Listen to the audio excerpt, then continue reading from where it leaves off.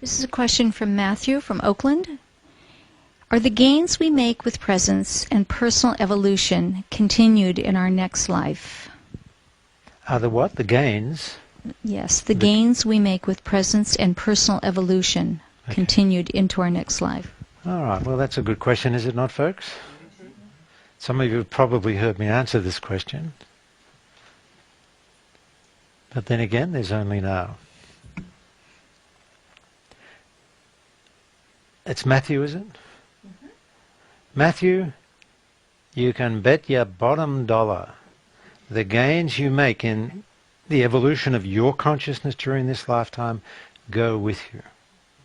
And they affect the life of the soul, and they affect every future incarnation. It's profoundly significant. As you learn and discover in this lifetime the true nature of love, the true nature of acceptance, the true nature of compassion, the true nature of power, all of these things go with you. And if you should find your way in this lifetime to the master lesson, through the doorway of the present moment, oneness is redeemed. Through the doorway of the present moment, heaven on earth is revealed. If that becomes fundamentally awake in you in this lifetime, your soul is delivered, its journey is complete through your efforts in this lifetime. Your soul is delivered to immortality.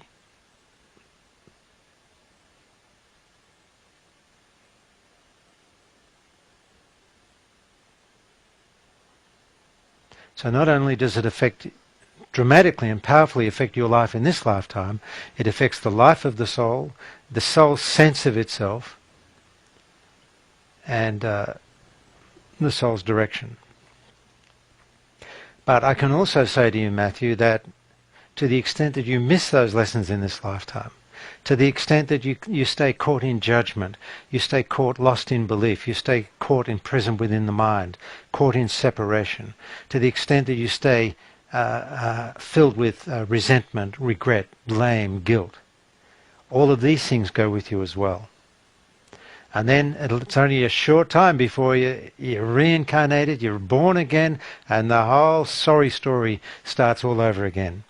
Different names, different faces, same story. And the story is there for a reason. The story is designed to awaken us from the story. That is the whole point of the story. So I would recommend learn your lessons in this lifetime and awaken fully in this lifetime. Become grounded in presence, fundamentally grounded in the present moment, and arisen in mastery of your mind and ego. You're not truly awake just because you're present, because it doesn't mean you can remain present. You also need to be a master of your mind and ego. That's why step 2 is so necessary.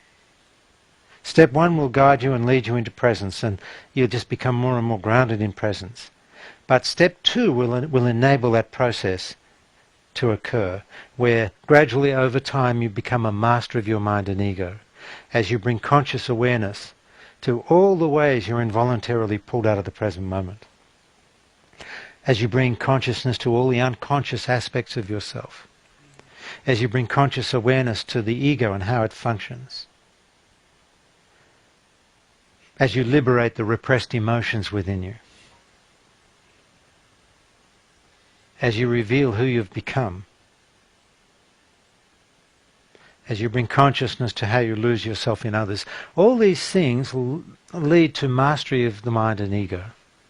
And there'll come a point where your mind is silent and your ego is surrendered.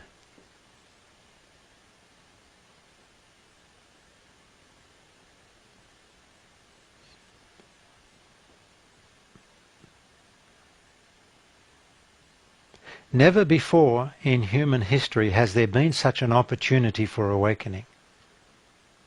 It's never happened like this before. In the past, a very small number of people would take themselves off to an ashram or a monastery or whatever, and very few of them awakened. But now awakening is available to anyone who is drawn to it, anyone who responds to that simple message. You're more than you think you are. Wake up. Awakening is available to anyone who is able to respond, really. And it has to be that way because we humans have taken ourselves down a perilous path. And I do mean perilous. Our technology has become so advanced. We are so destructive in our technology that we really have to now catch up in consciousness. And our consciousness has to go beyond our advances in awakening in consciousness has to go way beyond our advances in technology. Otherwise, technology will be our master. But we have to be the masters of the technology. And there's nothing I ever say that is against right use of the mind. The mind is a beautiful, clear instrument of expression once you're awake and the mind is silent. Once the ego is surrendered.